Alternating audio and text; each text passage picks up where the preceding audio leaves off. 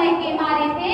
महासमर की प्रतीक्षा में सारे तात रहे थे जी, और पाठ के रथ को केशव स्वयं हाँक रहे थे जी, और पाठ के रथ को केशव स्वयं हाँक रहे थे जी। रणभूमि के सभी नजारे देखत में कुछ खास लगे।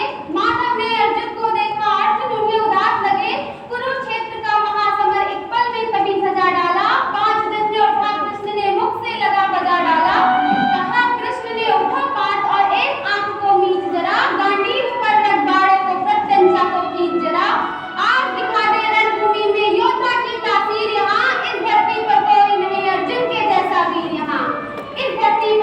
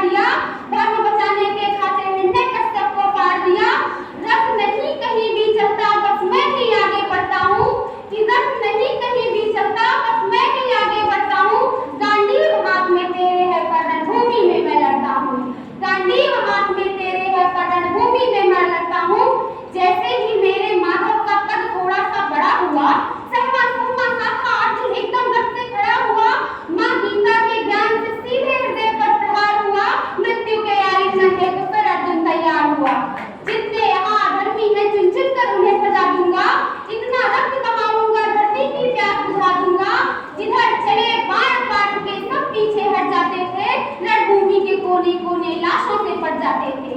धर्मराज के शीश के ऊपर नाग मुकुट की छाया थी, पर सारी दुनिया जानती थी ये बस केशव की माया थी। धर्म किया स्थापित जिसने, दाता दया निधान की जय।